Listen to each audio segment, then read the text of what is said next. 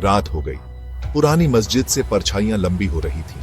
पुराना कुआं अंधेरे में डूबा हुआ फुसफुसा रहा था। नीम के पेड़ों से हवा चल रही थी, उनके पत्ते राज की तरह सरसरा रहे थे। ये एक ऐसी जगह थी जहां कहानियां पैदा होती थीं, कहानियां पीढ़ी दर पीढ़ी फुसफुसाई जाती थीं।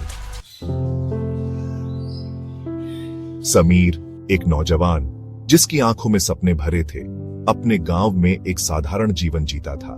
इसी गांव में रहता था।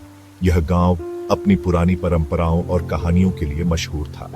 वो अपने दोस्तों के साथ हंसता था, कहानियां सुनता और सुनाता था, खेतों में अपने पिता की मदद करता था और हर दिन नई चीजें सीखता था और क्षितिज से परे एक जिंदगी के सपने देखता था। उसे हमेशा लगता था कि इस गांव के बाहर भी एक दुनिया है, लेकिन कुआं एक स्थिर उपस्थिति गांव के बीचों बीच खड़ा था। एक अजीब सी खिंचाव रखता था, जैसे कोई रहस्य छुपा हो, अनजान का एक खामोश निमंत्रण। समीर को हमेशा लगता था कि इस कुएं में कुछ खास है, कुछ ऐसा जो उसकी समझ से परे है। एक रात जवानी के जोश और हवा के फुसफुसाहट से भरी समीर खुद को कुएं की ओर खींचा हुआ पाया।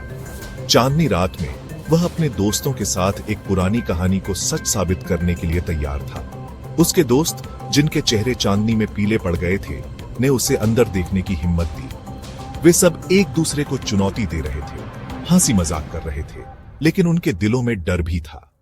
उस जिन्न का मजाक उड़ाने के लिए जो उनके कहने के अनुसार उसमें रहता था। वे सब जानते थे कि यह सिर्फ एक कहानी हो सकती है, लेकिन उस रात सब कुछ असली लग रहा था। एक हंसी के साथ जो उसके गले में ही अटक गई, समीर ने अपने डर को छुपाने की कोशिश की। उसके दिल की धड़कन तेज हो गई थी, लेकिन वह अपने दोस्तों को दिखाना नहीं चाहता था। समीर झुका और अंधेरे में झांका। कुएं की गहराई में कुछ भी दिखाई नहीं दे रहा था, लेकिन उसे ऐसा महसूस हुआ जैसे कोई उसे देख रहा हो। उसकी सांसें थम गईं और वह सोचने लगा कि क्या वह जिन्न सच में वहां है। अगली सुबह समीर बदल गया था। रात भर में उसका चेहरा पहचान में नहीं आ रहा था। उसकी आंखें, जो कभी गर्मजोशी से भरी थीं, अब खाली और दूर थीं। उसकी आंखों में अब कोई चमक नहीं थी, जैसे उसकी आत्मा कहीं खो गई हो। वो एक ऐसी आवाज में बोल रहा था जो उसकी अपनी नहीं थी, एक कर्कश आवाज जिसने गांव को ठंडा कर दिया। उसकी आवाज में एक अजीब सी गूंज थी, जैसे किसी और की आत्मा उसके अंदर बोल रही हो। उसका परिवार, जिनके चेहरों पर चिंता की लकीरें थीं, गांव के मौलवी से मदद मांगने गए। उनकी उम्मीदें अब मौलवी पर टिकी थीं। मौलवी, एक ऐसा आदमी जो आस्था और फुसफुसाती हुई प्रार्थनाओं का था।